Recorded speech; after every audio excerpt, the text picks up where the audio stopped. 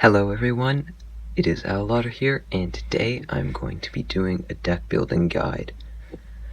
And this can be useful for a few reasons. A, if you're trying to make a cheaper budget deck, or if you just want to play your own deck because it can feel more rewarding to win with something you created, or if the meta's stale.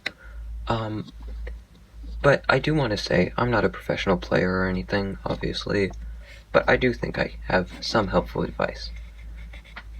My first piece of advice is to build with a purpose in mind.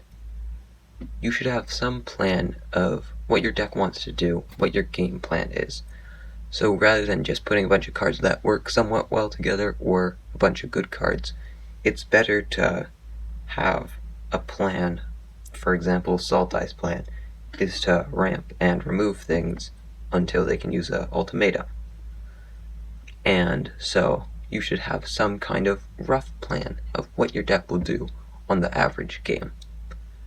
Also, keep in mind, if you're playing best of 1 or best of 3, you should figure that out while making the deck, because it does matter. For example, if you have a combo that's weak to removal, and you're going to be playing best of 3, then you can keep in mind that your opponent will almost assuredly bring in more removal for games 2 and 3. And also, you should consider that if you are playing best of 3, you probably need less wide array of answers in your main deck, because even if you lose game 1, you can sideboard for 2 and 3. My next piece of advice is to keep yourself in mind, which is like, if you've only ever played aggro decks and you decide to build a control deck, there's nothing wrong with that, but just don't be surprised if you do worse, right? So this also kind of links back, is that if you want to play a new deck, then don't make decks that are like the ones you have, obviously. And if you want to do well, it's probably better to make decks like the ones you already do have, because you'll have more experience playing that kind of strategy. And the next aspect, and this is the main aspect I would say, is balance. So I feel like balance is the place where a lot of decks screw up, including some of my decks, and you need to keep in mind balancing a few aspects. So first is the interaction slash things that progress your own plan balance, because interaction looks very good on the surface, so sometimes you can just forget about what you're doing and just put in a bunch of removal spells and then end up with a pretty bad deck, or that you can just go all in on your plan and not have any interaction. So my tip for this is to know what kind of deck you're making, because obviously the balance between interaction and your own plan depends on what kind of deck you're playing, and then just set a certain number of slots for interaction. Now sometimes there can be overlap, like in the current deck I'm playing, Red-Black Sacrifice. Claim the Firstborn is both a synergistic piece and a removal spell, so there can be some exceptions like that. Then the next part is how many win conditions you have, because you really want the right number of win conditions. This is really important, because if you have too many win conditions, your deck can often be quite unfocused or slower.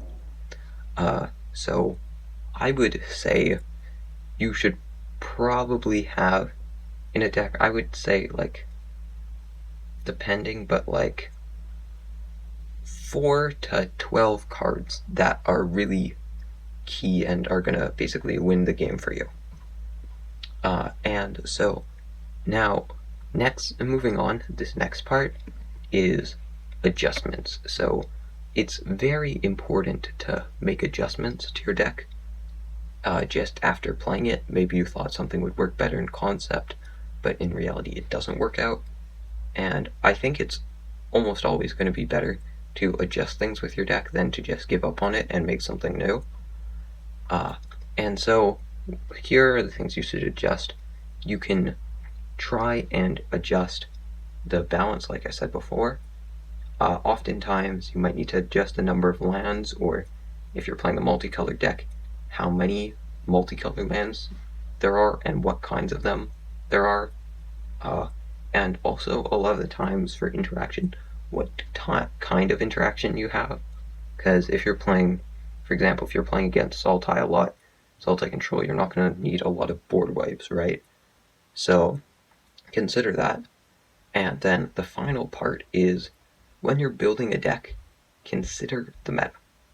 Like, my example for me is my first deck that I ever got to Mythic with was this blue-red spells deck, which I think I have a video about that deck, but don't watch it because it's pretty terrible. And so in that deck, I played some escape spells and magic mirror. And so this was because at the time rogues was super prevalent, and they were like 1 in 3 decks was rogues. And so these cards both worked really well against rogues, so that's why I played them. And it helped a lot, like I got some wins because of those cards. So consider that. Also, if you're set on an archetype, let's say you're set on making a life gain deck, you probably don't want to do it in a control meta. If you're set on making a life gain deck, you should probably make it in an aggro meta, or not at all, because life gain decks are terrible. And anyways, that is it. Thank you oh so much for watching. I would really appreciate it if you took the time to either like, subscribe, or comment below. And that's it for this video.